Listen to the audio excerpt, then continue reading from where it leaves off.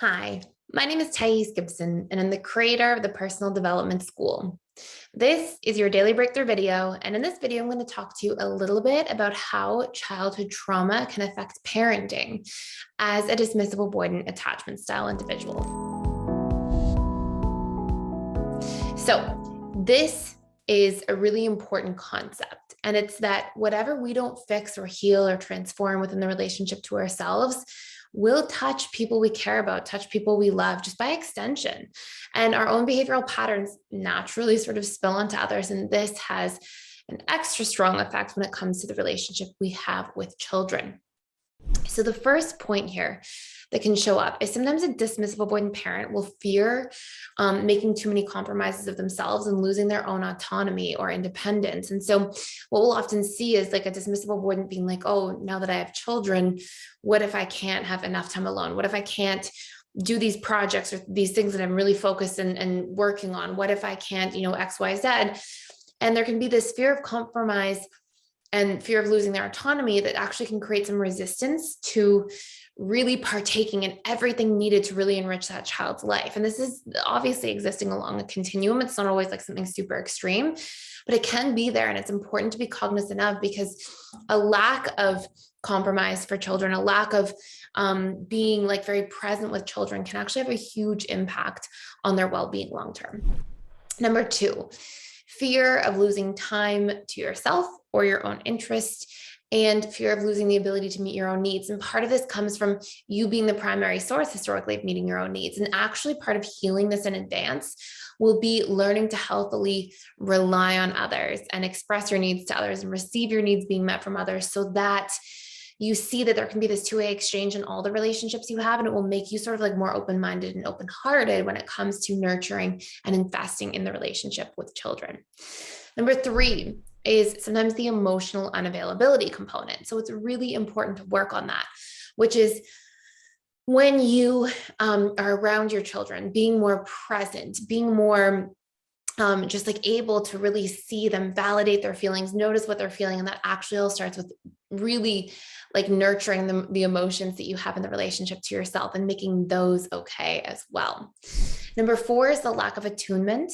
And this is like really picking up on different like micro expressions, body language changes, tone of voice changes, anything like that, so that you can tap in and go towards that child and meet their needs when necessary. And the more attunement there is, the less of a fear of abandonment a child tends to have. The two of those things tend to be extremely correlated. And it might seem like such a small thing, but it's actually one of the most impactful things in the first 3 years of a child's life regarding parenting.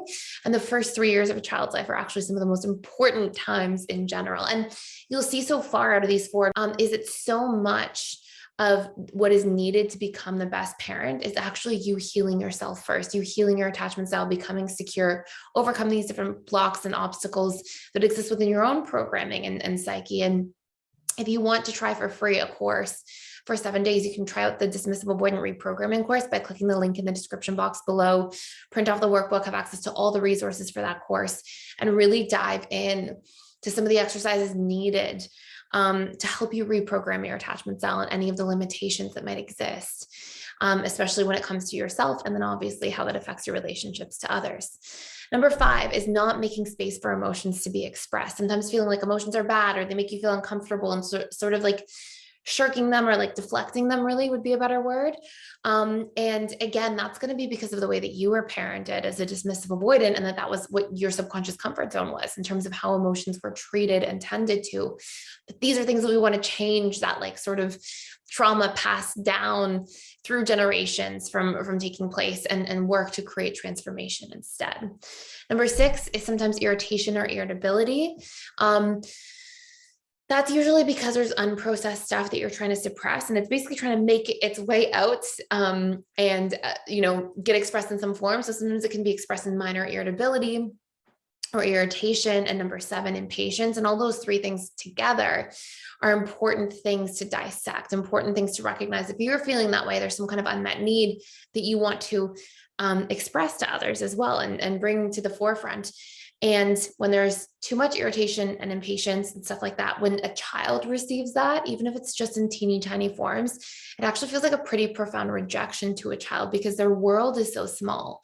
Like as a child, it's not like you've got like your career and your finances and your circle of friends and your family and your spiritual life. And, it's not like you've got all these things.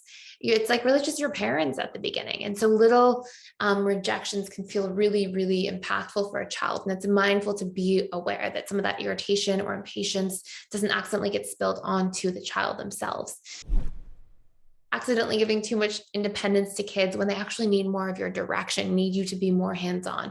And again, that usually comes from like the dismissive avoidant, how they were parented, and then also just assuming from their projections that, oh, freedom is good, independence is good. And it is, but too much of it when a child is going through those really important years where they need to be nurtured can actually be detrimental and have the reverse effect. So hopefully this all makes a lot of sense. Again, you can check out that course for free if you want to do some work on reprogramming your attachment style as a dismissive avoidant by clicking the link in the description box below. And then when you enter into your dashboard, once you've signed up, literally just typing in dismissive avoidant and you'll see the reprogramming course there for you. Thank you for being here. Thank you for watching, and I will see you in tomorrow's video.